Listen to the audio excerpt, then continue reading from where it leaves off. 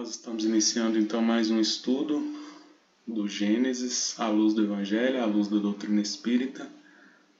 Iniciamos agora com a prévia da obra A Gênese, de Allan Kardec e dos Espíritos, né? Antes de iniciarmos, vou pedir para a Marilene fazer a prece por nós.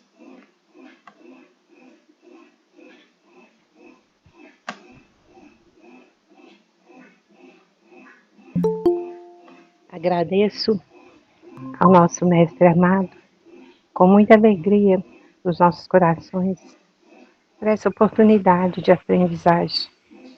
Contamos com a contribuição dos nossos amigos espirituais ao entendimento dos seus ensinamentos.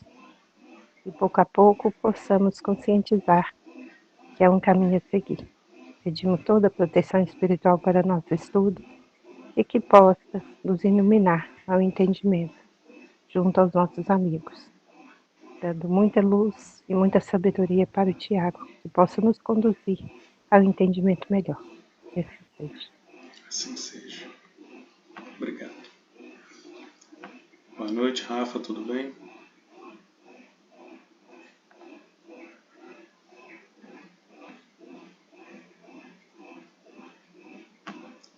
Gente, vou Boa noite a todos. projetar aqui então o livro da Gênese para que a gente possa continuar, né?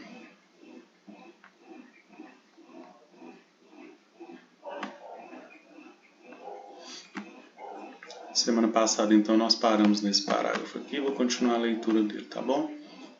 Demonstrando a existência do mundo espiritual e suas relações com o mundo material, o Espiritismo fornece o esclarecimento de uma imensidão de fenômenos incompreendidos e considerados, por isso mesmo, inadmissíveis por uma certa classe de pensadores. Abundam nas Escrituras esses fatos e, por desconhecerem a lei que os rege, é que os comentadores dos dois campos opostos, girando sempre do mesmo círculo de ideias, fazendo uns abstração dos dados positivos da ciência, outros do princípio espiritual, não conseguiram chegar a uma solução racional.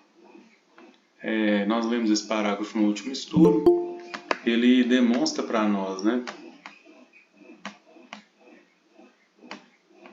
Boa noite, Léo. Esse parágrafo então demonstra para nós a principal preocupação, né, desse livro A Gênese, ou Milagres e Predições segundo o Espiritismo, é de dar destaque para esse papel que a ciência, né, principalmente a ciência, tem em comunhão com o Espiritismo.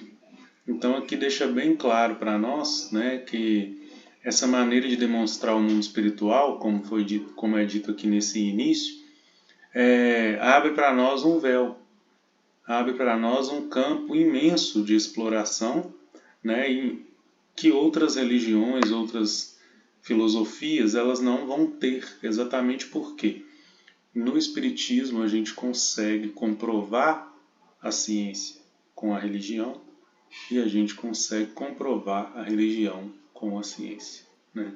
Nós temos exemplos claros disso. Quando nós começamos a entender um pouquinho da ciência e vemos a complexidade das coisas, eu já citei aqui várias vezes exemplos, né, na área da química, quando a gente vê na biologia o nosso próprio corpo humano, que nós já tivemos o prazer de abordar com mais detalhes também em estudos passados, né, mais para o início, né, de quando começamos aqui na criação do ser humano. Quando nós pegamos a complexidade dessas coisas, com a visão do Espiritismo, a gente faz o caminho inverso do que a maioria faz, de descartar a existência de Deus. Pelo contrário, a gente comprova a existência dele, né? Então, e com a religião a mesma coisa. Quando nós vemos fatos religiosos tidos como milagres serem comprovados pela ciência, hoje, né, nós fortalecemos a religião então com a ciência. O Espiritismo permite isso. Na época de Jesus, a ressurreição de Lázaro foi tido como um milagre. E mais tarde foi descoberto que, na verdade, Lázaro passava por um estado né, de uma enfermidade, um estado de catalepsia, onde realmente o corpo, né, perde calor, então fica mais gelado, o coração bate bem fraquinho, a ponto de quase não sentir mesmo, e a respiração por isso também fica mais fragilizada. E aí realmente parece que a pessoa está morta.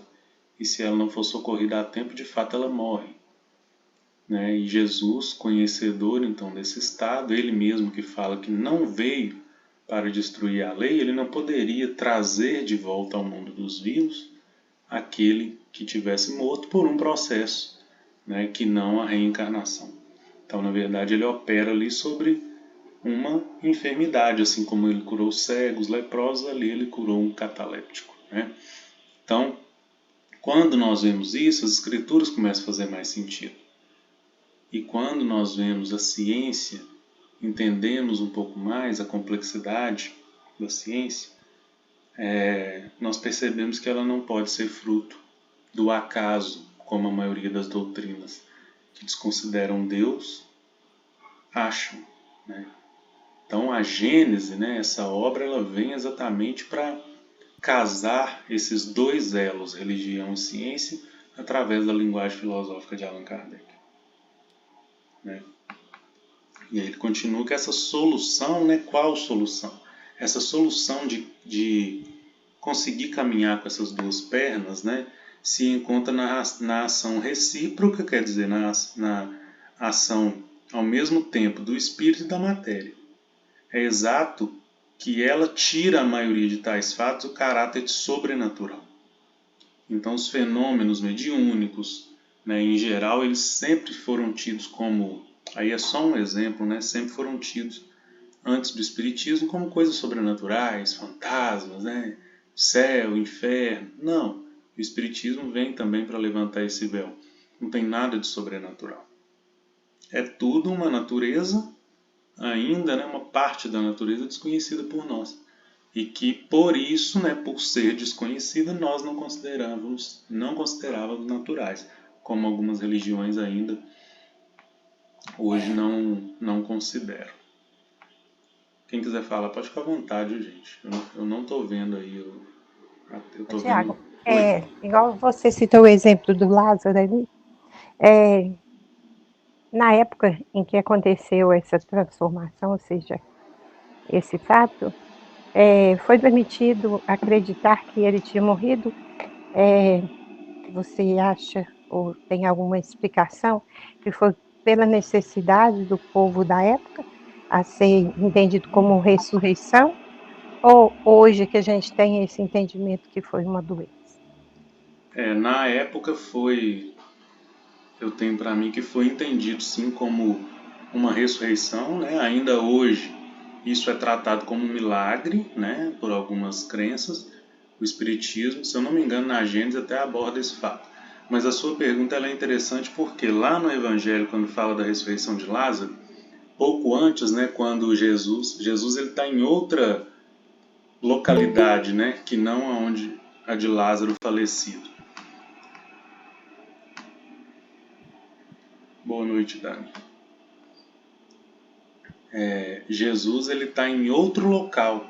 E aí, quando chega então a notícia de que Lázaro tinha morrido, os discípulos com Jesus eles ficam até apavorados, né? E Jesus demonstra uma tranquilidade, né? Aí sim, essa tranquilidade de Jesus sobrenatural, né? Para nós conseguimos ainda entender.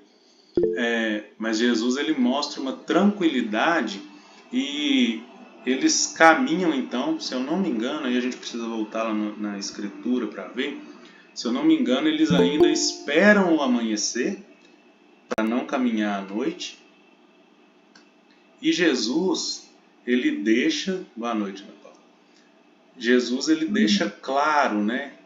Quando os discípulos têm essa dúvida, ele fala assim, que essa situação tinha ocorrido para o nome do Pai ser venerado. Então era para mostrar mesmo o poder que Jesus tinha sendo emissário de Deus. Não era para mostrar, Jesus não fala, não é para mostrar o meu poder, mas para mostrar a ação do Pai. Então teve sim teve sim uma causa, né? E essa causa está descrita lá, é mais nesse sentido de, né, assim como no Espiritismo, as mesas girando, os objetos mexendo, tiveram o objetivo de chamar a atenção, né, de Kardec, de pessoas estudiosas, para entender de fato o que estava acontecendo, né? Os fenômenos de efeito físico hoje são mais raros, né? Mas eles ainda acontecem para chamar a atenção, para mostrar, né, para ter esse espanto e despertar o interesse. Então veja, Jesus, ele trazendo de volta aquele que era considerado morto, né, lembrando que morto aí, quando a gente vai para o estudo lá do Evangelho, da ressurreição de Lázaro, que nós já fizemos, né, ele na casa do caminho uma vez, talvez algumas pessoas aqui vão lembrar, esse morto também tem um significado, não é a morte física, né? Mas isso para os olhos dos que acompanharam tiveram um peso, né? Fizeram acreditar mais em Jesus e principalmente em Deus. Então teve essa missão, né? Jesus deixa isso antes de realizar então essa ressurreição, entre aspas, essa cura, né, de Lázaro. Então teve sim. E para as pessoas lá na época, até porque ainda não era conhecida essa doença, a catalepsia, né?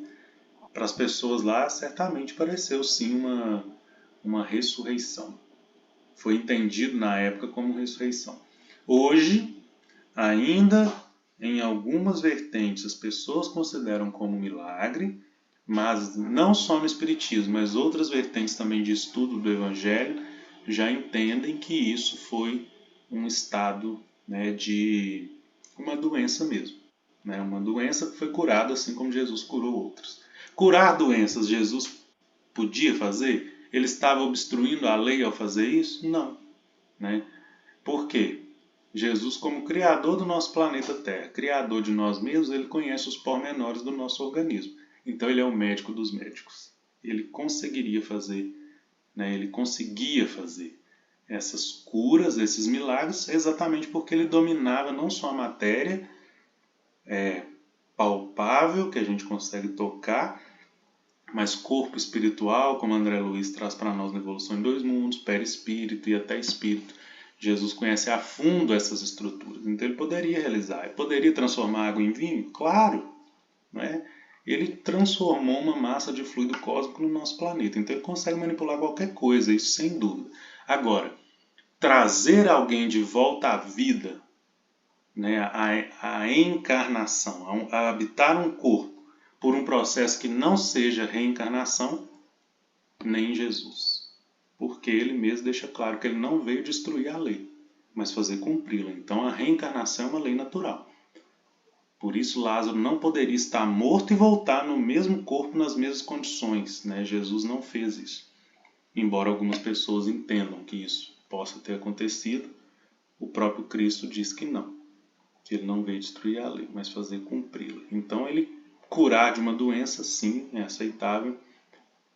Trazer a vida por meios que não seja reencarnação, não. Ok? Ok. Alguém mais, gente, quer falar aí sobre isso? Quer comentar alguma coisa?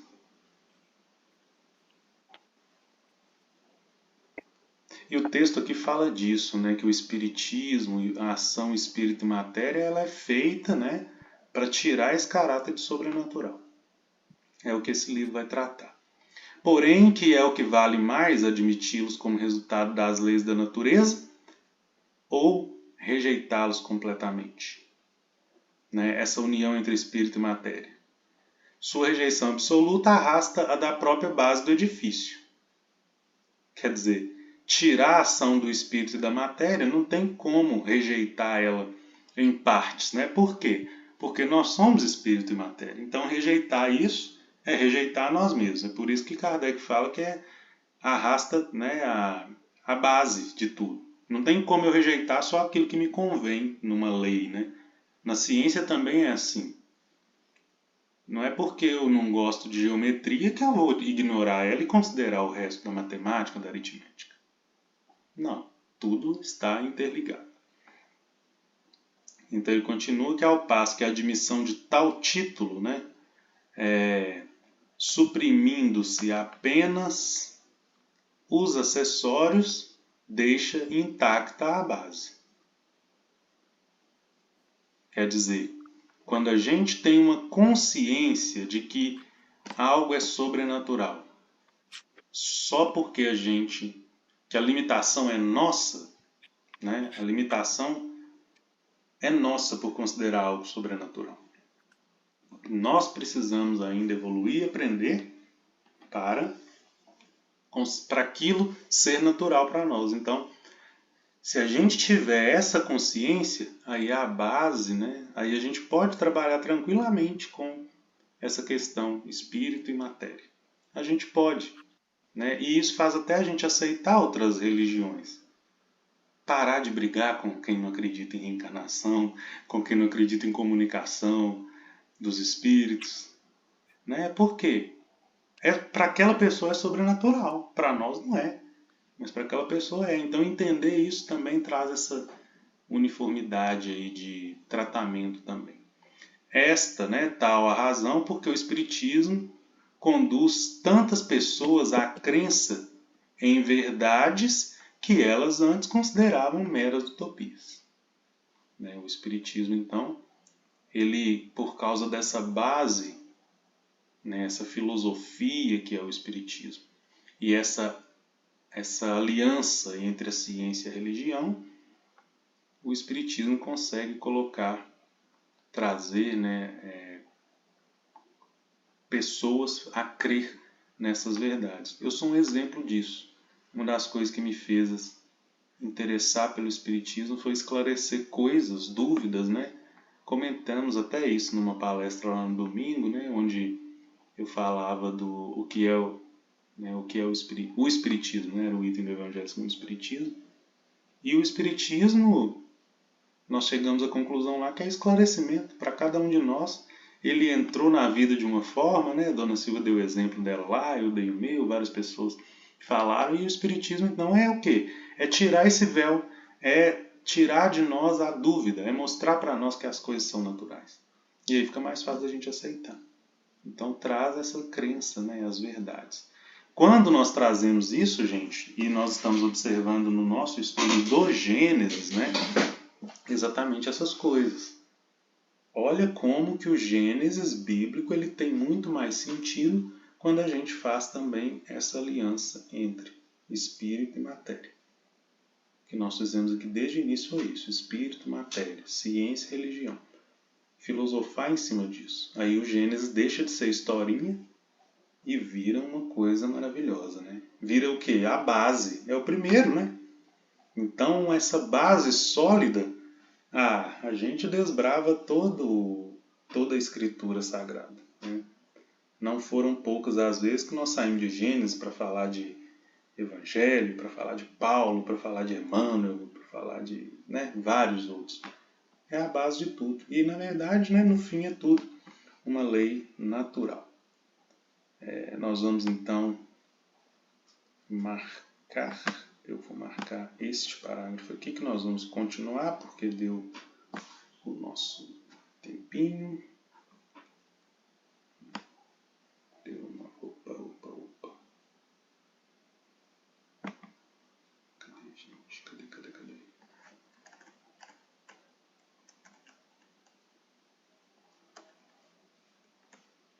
Aqui. Continuar daqui.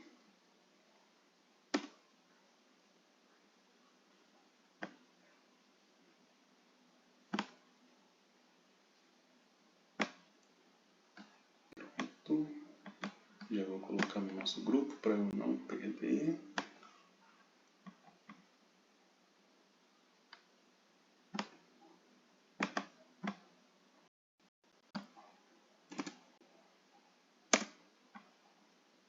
Prontinho. Alguém, gente, quer comentar alguma coisa dessa parte da Gênese, antes da gente entrar para o Gênesis?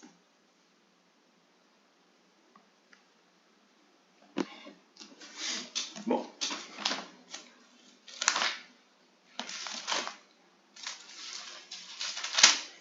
o que nós vimos então no último encontro, né? Nós falamos do versículo 18 do capítulo 2, onde o Senhor Deus disse: não é bom que o homem esteja só, vou fazer-lhe um auxiliar que lhe corresponda. Nós estudamos sobre este versículo no estudo passado, no encontro passado. Resumo, né, bem brevezinho do que a gente falou e que é importante para a gente dar continuidade. Homem e mulher, simbologia. Né? Aqui não está falando Adão, não está falando Eva, está falando o homem e está falando não de mulher em si, mas de uma companheira que o corresponda. A princípio parece até um versículo um pouco machista, talvez até seja, né, se a gente considerar a cultura da época, trazendo a mulher, a figura da mulher como auxiliar, mas nós vamos entender que o símbolo, né, de homem e mulher é razão e sentimento. Então, na verdade, aqui está mostrando para nós um período da nossa evolução, onde o homem passa de um estado inicial onde ela era apenas racional e começa a ter nuances de sentimento. Tá? Eu trouxe um exemplo, né? Eu trouxe, na verdade, uma explicação com base na ciência. Eu mostrei o livro para vocês, que é o livro Sapiens, onde fala para nós dos primeiros traços, né, de como que a gente evoluiu. Só relembrando, o que aconteceu então? Quando a gente começou, né, no nosso período de humanização, que o Kardec e os espíritos trazem para nós como o momento em que o espírito ou o princípio inteligente passa, né, o princípio inteligente passa a encarna pela primeira vez num corpo humano. Esse perispírito então não é mais espírito, ele é um espírito. Então o corpo humano é aquele que foi planejado por Deus e Jesus para receber espírito. Os primórdios disso, então, né, o que caracteriza o espírito, o ser humano? O que difere ele dos outros animais? Livre-arbítrio, consciência desenvolvida e raciocínio contínuo. Essas três coisas, basicamente. E a maioria de nós tem a curiosidade de saber, né, tem essa consciência de onde eu vim, para onde vou. Isso desperta em nós o interesse na maioria das filosofias e religiões. Então tá. A gente começa então com esse quadro racional, é o que está ali, né? É o homem, então homem é o lado racional e mulher é o lado sentimental. Chegou-se então, nesse versículo 18, num período em que Deus, Jesus e a equipe de espíritos trabalhadores do Cristo chegam a essa conclusão, né? Aí a gente vê o Senhor Deus disse. Então é uma ordem divina que chegou o momento do homem evoluir e passar a ter então essa nuance de sentimento.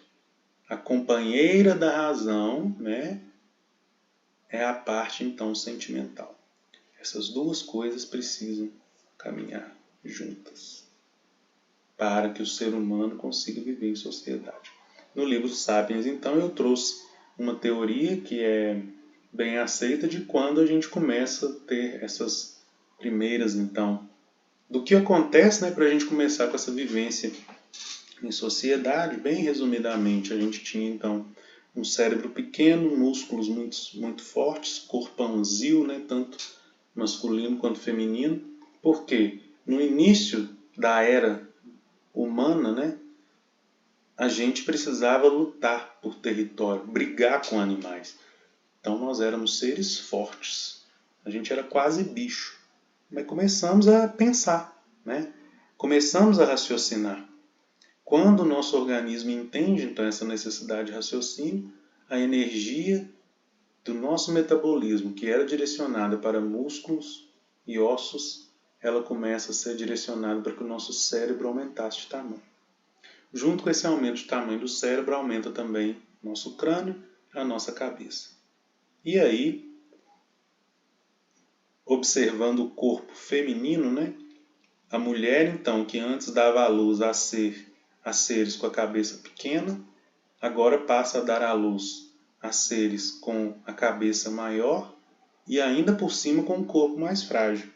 Então a natureza condiciona que não poderia deixar esperar esse ser que ia nascer desenvolver tanto, porque senão a mulher ia morrer e a criança também, o organismo, né, feminino, não ia ter energia para sustentar aquela criança, aquele feto, aquele bebê, até o momento em que ele tivesse totalmente desenvolvido. E independente, igual acontece nos animais, né, um potro nasce, por exemplo, rapidinho ele já está caminhando sozinho, comendo seu matinho, né? Os felinos, as mães e os pais caçam durante um período curto de tempo e depois esses filhotes já estão crescendo e buscando seu alimento. Nós não. Então, quando a gente começa a pensar e acontece toda essa mudança anatômica da cabeça crescer e o corpo enfraquecer, a natureza então seleciona que era preciso deste ser humano nascer com as condições básicas para sobreviver. Mas ele não daria tempo de esperar ele ficar totalmente independente, porque a cabeça ia crescer muito, a mãe não ia aguentar parir, dar à luz, né? Então, nasce esse ser frágil, nasce esse ser que depende de cuidado.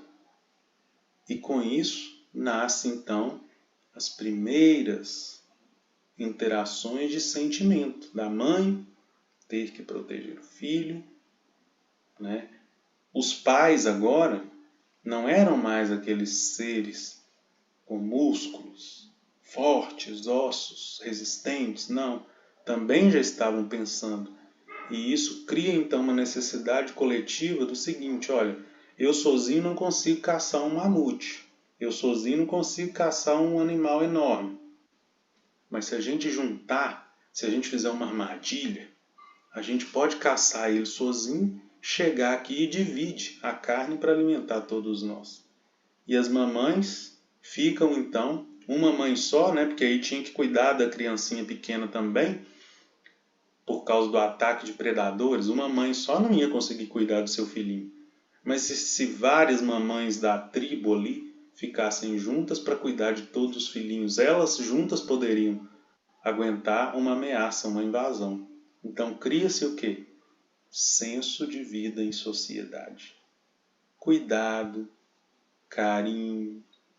E um sentimento que eu não comentei também no estudo passado, que eu quero trazer agora, para eu passar a fala para a Eliana, é que também a gente começa a ter medo. Então muitas filosofias defendem que o primeiro sentimento que a gente pode ter tido como ser humano foi o medo. Imagina nós, quando observamos pela primeira vez alguém morrer. Um de nós morrer. E esse corpo ir se decompondo, aquela pessoa se desfazendo e nada dela voltar. Imagina o raciocínio que a gente fez. Olha, o raciocínio que a gente fez. Eu não consigo sozinho contra um animal desse tamanho. É o quê? É o medo de morrer. Já tínhamos experimentado. Então, medo também, aliado com esse carinho inicial, com essa vivência, sociedade, a fraternidade, tudo, começa como o sentimento que chega junto com a razão. Junto não, um pouco depois. A gente começa totalmente racional, começamos então a desenvolver sentimento e aí vida em sociedade. Sem sentimento não poderia ser possível vida em sociedade. E isso acontece de uma maneira muito bonita. Então quando a gente pega esse versículo de Gênesis, Deus disse, não é bom, olha só, a frase, gente, não é bom que o homem esteja só. Vou passar para a Eliana para a gente discutir isso aqui depois. Diga, Eliana Freire. Então, antes que eu esqueça também o que eu ia perguntar. Na verdade, o que acontece? Eu fui lá, consegui o PDF do livro. Estou achando muito interessante a leitura. E teve uma parte que você falou aí da condição dos bebês terem que nascer antes. Eu não tinha entendido. Mas, gente, é porque lá cita o termo prematuro, né? Mas eu fiquei pensando assim, mas não é prematuro como hoje, por exemplo, que são 9 meses de gestação, e às vezes o bebê nasce de 7, de 8 meses. Não é prematuro assim, mas de uma forma diferente. Por quê? Porque, como você falou, os potrinhos, a maioria dos animais que já nascem, eles conseguem procurar o próprio alimento Uhum, imediatamente, assim não consegue, não acontece com o homem. uhum. Ele é dependente, né, do cuidado dos pais. Isso. Então, aí que eu entendi, a cabeça não crescer tanto, né, por causa do tamanho do cérebro, então Uhum. foi necessário que o homem nascesse dependente, Nascesse um pouco antes, né? E aí um só com as pouco condições antes. básicas de É, sobrevivência e dependente, né? Tipo assim, as outras condições poderiam ser desenvolvidas com ele fora do útero, exatamente, né? porque já pensou ter que esperar ele ter condição de andar, de Isso procurar o mesmo. próprio alimento, seria um tempo crucial, nossa, E assim, se eu não me engano, né, Eliana, no livro ele cita até o exemplo do potro, não é? Do potro. Cita, É, cita eu sim o lembro de lá. exemplo do potro. E tem uma coisa que você falou aí também que eu lembrei, a questão de quando eles aumentam o cérebro e que ele passa assim, aí caçar menos, porque eles atrofiam os músculos, as Uhum. mãos, inclusive. Porque Isso. aí eles conseguem fazer armas de pequeno porte. Mas o Ferramentas. sentimento do medo que você falou, e sentimento do medo, eu não tinha entendido o que você esclareceu aí. Porque eles não conseguiam mais matar os animais de grande porte. Uhum. Como que eles faziam, né? Há 100 mil anos atrás, mais ou menos, que foi a época que começou, assim, que ele teve uma evoluçãozinha maior, 400 mil anos atrás. 100 mil anos ele já começou a mexer com as plantas, etc. Mas eles, então, via os animais maiores, matavam os outros animais e eles ficavam esperando aqueles Uhum. grandões ir lá e comer, se saciar, depois e outros de um porte menor, um tiquinho, para depois, então, eles irem fazer o quê? Ficar com, usou esse termo assim, até que é nojento, mas a carniça. Isso mesmo. O E livro aí cita isso aí. o homem tinha conseguido fazer pequenas ferramentas igual a faca, eles foram usar a faca para trabalhar com o osso dos animais, que é o que Uhum. sobrava para eles alimentarem. E aí descobriram o tutano, né, que vem aquilo mais mole de ter condição de Uhum. alimentar o que estava dentro do osso, né? Isso. E eu não tinha entendido essa parte do medo, porque eu falava assim, mas eles ficavam, não, eles ficavam esperando os animais maiores se alimentarem primeiro, e só o que sobrava é que eles iam se alimentar. Isso é E o foi daí quê? que eles É começaram raciocínio, aí, né? exatamente. E aí, exatamente, é É um raciocínio. raciocínio o quê? Contínuo. É o que É, difere a agenda dos animais. Então o homem observou uma vez, ó, se eu enfrentar aquele bicho aqui do jeito que eu tô, é, não aguento, aham. né? Vai E acontecer sozinhos, comigo, principalmente, né? A hã? questão da socialização, né? De equipe, de turma, de tribo, Uhum. porque sozinho ele não dava conta, né? Então é um Isso. raciocínio. O livro é bem bacana, né? Não, é interessantíssimo a gente ler. E outra Gostei coisa demais. lá, Agora, né, Eliana? Esse livro dá pra gente noção de quando a gente fala de período aqui, né? Que a gente fala dias, a gente fala de, parece que é muito instantâneo, né? A criação, aham, mas esse livro dá aham, para nós noção de períodos, é 100 mil anos. é Para muita acontecer coisa. outra coisa, 200 mil anos, né? Desde a Exatamente. formação, ele é muito bom. É. Exatamente. Agora, sim, só que você, quando lê, você tem uma interpretação assim muito mais avançada do que eu consigo perceber. Porque eu leio, por exemplo, essa questão. Tem algumas coisas assim que você interpreta melhor do que a gente, né? Então, é sempre bom quando a gente lê e discutir, porque É você muito dá a bom. ideia exata do que a gente às vezes não consegue É perceber, bom entendeu? discutir. É, Exatamente. eu já. E assim, a leitura dele é um pouco massiva mesmo. Tem vezes que eu volto nos parágrafos, é uma leitura até bem demorada, né? A gente tem que ler com E ele muito. também é um volume é um livro muito grosso, né? Que é Uhum. 400 páginas, né? É É, bem demorada a leitura, mas é interessante isso. demais. Eu Demais. quero ver o que tem para frente aí, que eu estou na página 13, imagina. É muito. Eu lembro que a primeira vez que eu li esse livro, gente, eu já tô lendo pela segunda, né? Porque a gente vai, igual no Evangelho, a gente vai pegando coisa. A primeira vez Uhum. que eu vi, eu demorei um tempão para chegar na página 19. O meu amigo parou na página 16, então eu fiz um compromisso de passar na página 16 para eu contar para ele. Porque Entendi. realmente é um pouquinho pesado, né? Mas assim, São 452 páginas, na verdade. Mas isso. é muito interessante. Só que a gente tem que ir lendo assim realmente devagar, né? Devagar, se a gente não entender um termo, a gente Para a pesquisar gente no digerindo mesmo dicionário. as coisas. Isso mesmo. É um estudo mesmo, né? Bacana. Isso aí. Essa questão do medo, Eliana, lá no livro não cita, né? O medo, lá não fala. Então, Aí é eu tô você que pegando. percebeu isso, né? Você Aí eu, percebeu porque eles esperavam. E aí, por que esperar? Eu sei que eles esperavam os animais maiores primeiro, Uhum, depois um pouquinho abaixo, para depois eles. Ah, então sim, é porque eles tinham medo, tinham isso. É um receio. início de sentimento de medo, né? Eles não É, iam lá lutar com os grandões, né? Não uhum. iam.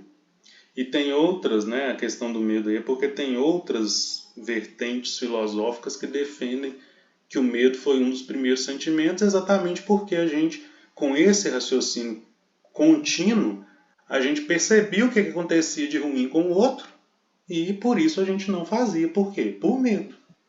Era o Exatamente, medo. porque como eles perderam a força nos músculos, né? Eles não Uhum, tinham como enfrentar. Porque até eles falam uma coisa interessante que eu lembrei agora, que fala assim, que nessa época que eles perderam a força, eles não iam lutar corpo a corpo com o chimpanzé. isso. Mas agora, com o avanço, né, que mais de 100 mil anos atrás, eles já adquiriram a condição de fazer ferramentas. E agora já é o homem mais moderno, né? Que agora o homem pode pegar.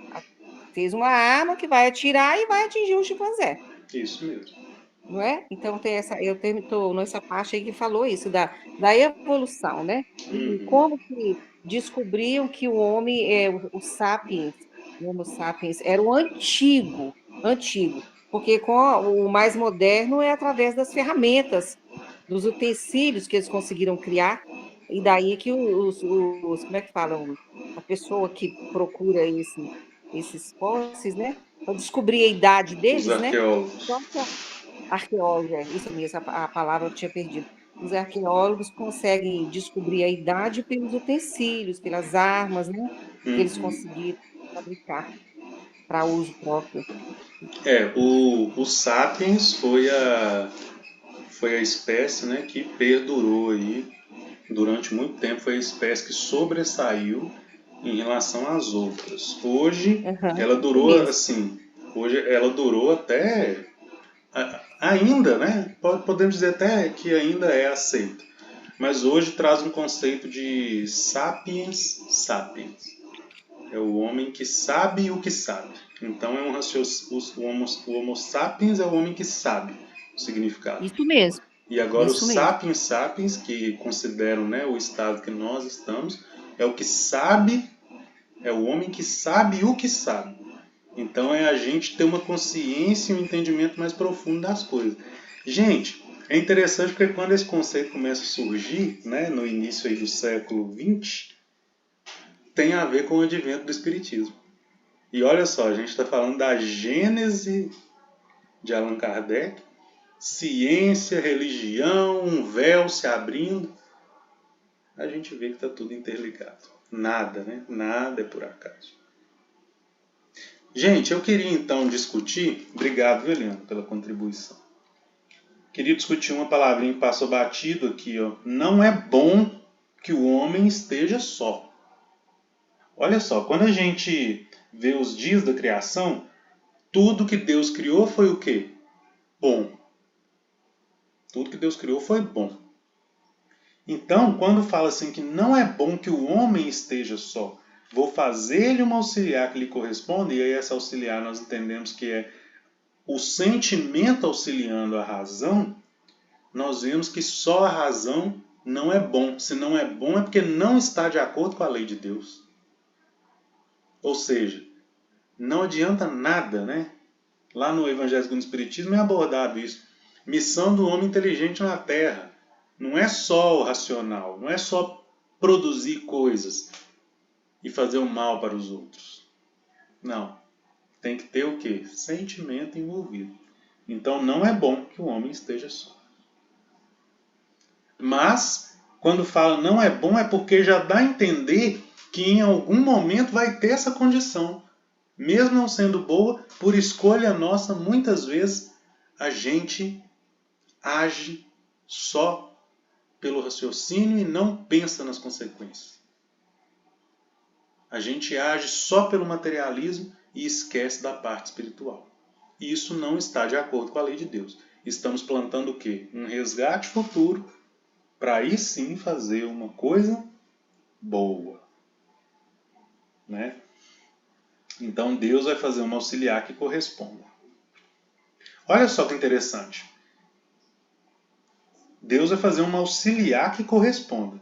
E no 19. Então o Senhor Deus formou da terra todos os animais selvagens, todas as aves do céu, e apresentou-os ao homem para ver como os chamaria. Cada ser vivo teria o nome que o homem lhe desse. E o homem deu nome a todos os animais domésticos, a todas as aves dos céus, do céu e a todos os animais selvagens, mas não encontrou uma auxiliar que lhe correspondesse. Olha que interessante, gente, que isso aqui está falando para nós de período evolutivo. Deus falou que precisava fazer uma auxiliar que correspondesse ao homem, e aí rememora o quê? Toda a criação, né? Animais selvagens, aves do céu, todos esses formados da terra. Nós vimos então antes, né, na criação, essa criação dos animais, eles divididos em etapas, animais da terra, do céu, da selva. O que é isso? Todo local onde o homem tem interação com o animal, né, nós vimos isso, remetendo para nós o quê? A um estado anterior, porque o animal é o último estágio do perispírito antes de se tornar espírito. Isso está mostrando para nós, então, né, quando o homem dá nome para todas essas coisas, está falando para nós do Homo sapiens. O homem que sabe. Por quê? Para dar nome, tem que saber. Então está falando para nós... Oi? Não. Estou só sentindo que realmente para dar o nome tem que saber, né? E eu fiz assim. Tem que saber, né? É o homem que tem que saber. E o homem que tem consciência de si, porque olha só, ele faz toda uma análise, então, aqui está falando animais domésticos, animais dos céus, né? Todos esses animais criados da terra. O que o homem está fazendo então? Ele está raciocinando. Né? Ele está trazendo as experiências que ele tinha quando princípio inteligente, porque elas ficam onde? No nosso inconsciente. Enquanto princípio inteligente, a gente absorve o conhecimento.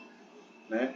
O animal era como se ficasse, né, lá no Evolução em 2 Mundos traz isso para nós. Na época, no estágio de princípio inteligente, traz também lá no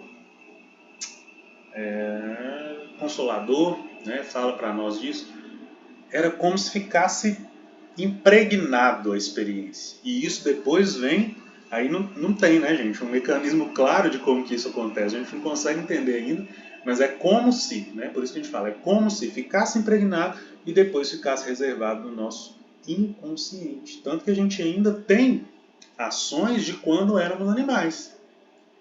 Quando a gente age, né, sem sentimento envolvido, a gente quer, ou quando a gente tem um sentimento, entre aspas, negativo, ira. Né? O que é a ira? É um sentimento de defesa. É você atacar para não ser atacado. Isso acontece nos animais. As cobras, por exemplo, elas têm medo. Então elas vão avisando, a cascavel, né? Ela chacoalha lá, sai daqui, você está no meu território. Sai daqui. Então elas vão avisando, né? Elas vão avisando, e a gente despercebido vai chegando perto, até que chega um momento que o animal entra num estado de ira, que é um estado de defesa, e ataca. Então a cobra nos pica. Por quê? Ela está defendendo o território e está defendendo a si mesma. Mas na verdade ela não queria fazer isso. É desperdício de veneno. Né? O veneno dela ela usa para imobilizar as pequenas presas, ratinhos, rãs, né, outros animais de porte menor. O veneno dela consegue imobilizar aquela presa para ela comer. E a gente não, a gente é muito maior que ela, não consegue digerir a gente, né? Mas ela ataca para quê? Para a gente sair de perto. Então muitas vezes a gente tem esse sentimento de ira. A gente ataca sem, né? O que a gente fala? Nossa, agir igual um animal. Inconscientemente a gente fala. Mas por que a gente age igual um animal? Porque já fomos. Porque o nosso princípio inteligente aprendeu isso. Então quando eu esqueço do meu estado evolutivo humano, eu estou desconsiderando a minha qualidade de filho de Deus, de obra muito boa, para me, entre aspas, né, gente, rebaixar a um estado anterior onde eu agia só por instinto. Então eu não penso.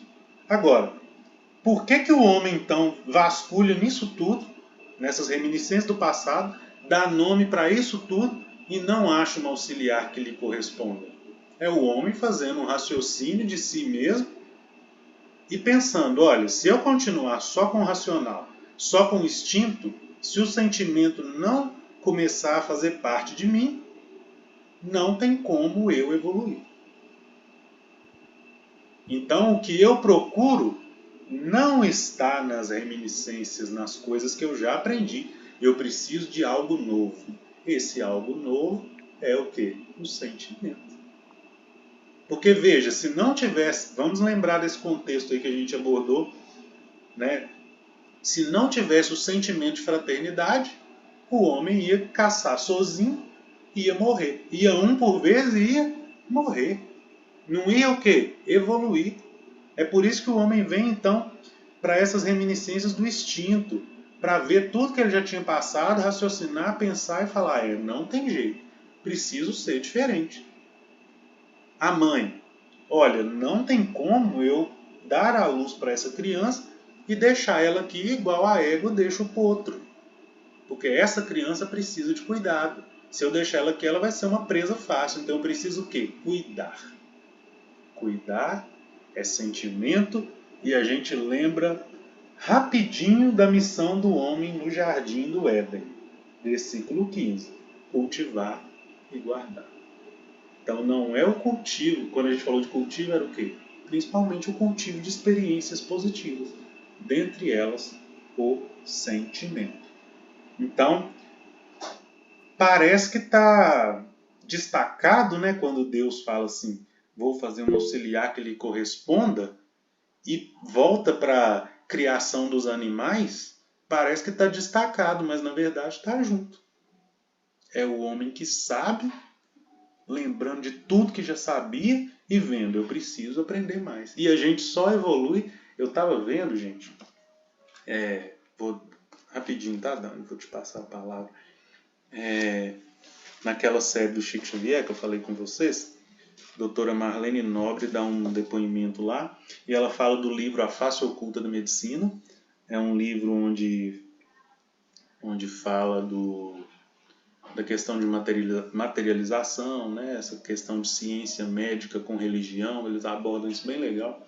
E aí eu estava vendo uma palestra sobre o tema e o palestrante usa uma coisa muito interessante, que quando a gente descobre algo, quando a gente aprende algo novo, a gente está aprendendo muito pouco, a gente está aumentando em muito pouco a base de conhecimento, mas aumentando numa escala muito grande a nossa janela de ignorância. Por quê? Quando eu descubro que existe algo, eu descobri a existência dele, mas eu descobri que eu preciso de saber tudo que está relacionado com aquele algo. Né? Então, por exemplo, quando a gente descobre a existência dos micro-organismos, né, através da invenção do microscópio, quando a gente descobre que existe micro-organismo, a gente descobriu uma coisa. Mas e aí? Como que eles se multiplicam? Por que eles fazem mal? Como que é o DNA deles? Que tipo de célula que está lá? A gente não sabe. Então a gente evolui, né? A ciência defende isso muito bem. A gente evolui na busca pelo que a gente não sabe. Aconteceu com o homem aqui nesse versículo. Ele A fez gente uma evolui e reminiscência. descobre a ignorância maior. Isso. Aconteceu com esse homem aqui desse versículo 20 e 21. Deu nome para tudo que já sabia e falou, isso aqui não vai me ajudar. Preciso evoluir, preciso aprender. E aí, depois vem a criação da coisa perfeita para ser a parceria do homem, que nós vamos discutir no estudo que vem. Dani. Tiago, o instinto de preservação, de autopreservação, é que faz com que, é que impulsiona a mãe a preservar o filhote nesse momento aí? Então não é só autopreservação. Essa preservação, esse instinto, ele se estende para a espécie, né? Isso mesmo. Assim como nos animais, é o instinto de perpetuar a espécie. Neste caso, a mãe cuidando do filho para que esse filho possa gerar filhos e o filho gerar filho para a espécie humana ir progredindo. Né? Então tem também esse instinto de preservação da espécie. E tem um exemplo contrário, mas também aplicável ao instinto de preservação da espécie. Nós já citamos isso aqui, a gente acha, dá uma dó, né? Quando a mãe, por exemplo, ou o pai, muitas vezes, né? De cães, né? Acontece também com lobos, com outros animais, de comer, nasce às vezes o filhote, aí a mãe ou o pai vai lá e mata, ou come, mata, né? Principalmente se o filhotinho nascer com alguma deficiência, algum tipo de deficiência, né? Eles vão lá e matam, por causa do instinto de preservação da espécie. A gente acha um absurdo, né?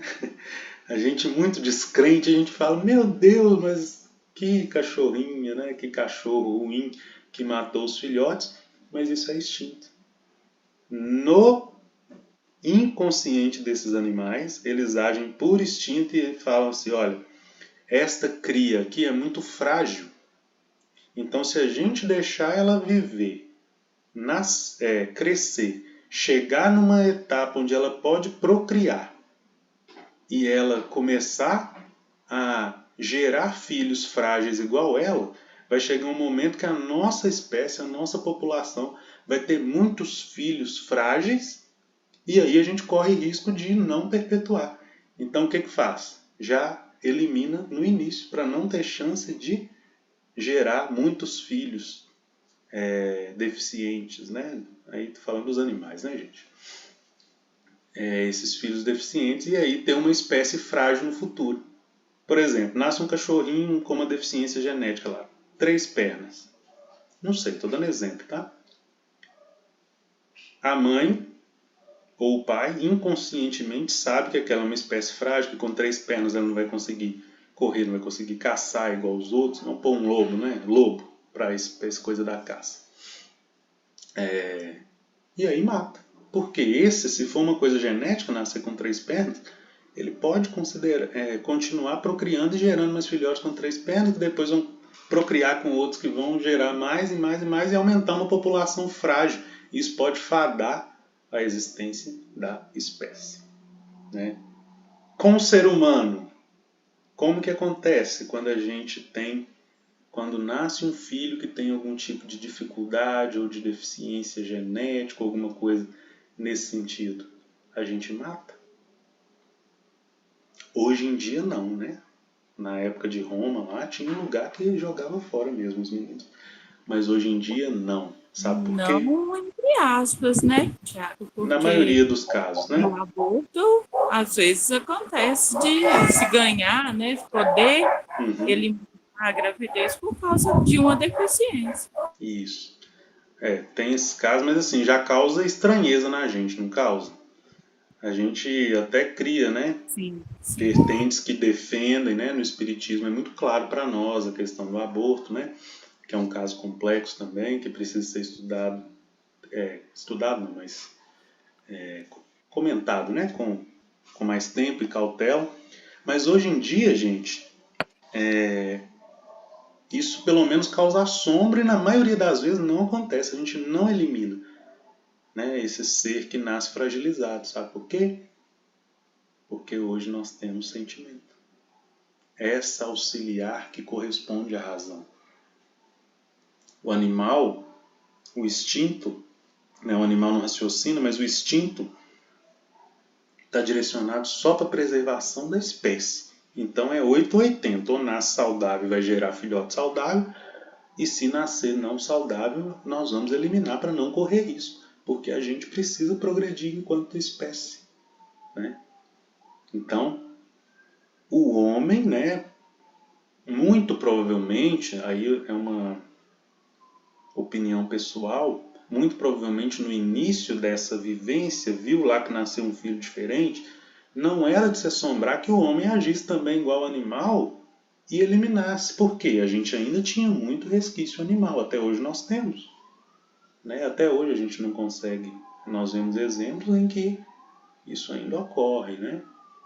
Então é uma evolução muito lenta, mas hoje no mínimo nos causa espanto, né? Por quê? Porque hoje nós já temos o sentimento desenvolvido. Deu 8 e 1. O contrário também vale, tá, gente, nos animais. Só para a gente finalizar, que, olha só, eu conversava com o veterinário dos meus cachorros e ele explicando sobre a descendência dos cachorros, do lobo e tal. E eu comentei que as fêmeas, né, da casa, hoje não, que elas são castradas, mas elas entravam no cio juntas. E ele fala, o veterinário me explica, isso é uma herança de preservação da espécie. Porque quando lobos, né, o cão, quando lobo, as fêmeas entravam no cio todas juntas, mesmo que não fossem procriar. Eu falava da gravidez psicológica, minha cachorra teve, que quando uma engravidou, a outra começou a dar leite. E eu fiquei curioso e perguntei. E ele falou, quando lobas, né, elas entravam no cio juntas, isso é uma herança genética. Por quê? Mesmo aquela que não teve filhote, se a mãe, por exemplo, teve uma mãe loba lá que teve filhote e precisou sair para caçar. Se ela não conseguisse voltar, ou seja, se ela se tornasse presa de um predador maior, a loba que ficou lá com os filhotinhos, mesmo não sendo mãe, tinha leite para conseguir alimentar e perpetuar a espécie. Então as fêmeas é normal elas terem o cio juntas e quando uma engravida, muito normal acontecer da outra também, ter todos os sintomas de gravidez para ser tipo a mamãe reserva, né? Vamos dizer assim, de uma forma muito carinhosa, em caso da outra não poder cuidar. É a natureza, gente. É Deus, né? Maravilhosa, né? Muito, muito. É demais. Muito Então, show. já deu nosso tempinho, não vamos delongar. É muito produtivo, muito graças a Deus. Semana que vem, nós vamos continuar do versículo 21. Aí sim, toda a história da criação da Eva, da costela e tal. Vocês vão ver como que esse negócio fica mais bonito ainda, como que a gente já detalhou até aqui. Mais alguém, gente?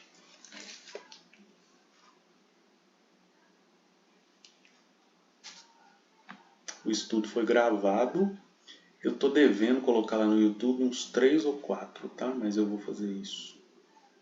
Eu preciso editar eles direitinho para ver se está tudo conforme para colocar lá. Aí eu aviso vocês. Finalizar então com a nossa prece final. Obrigado, Deus, por mais essa oportunidade em que estivemos reunidos aqui em seu santo nome.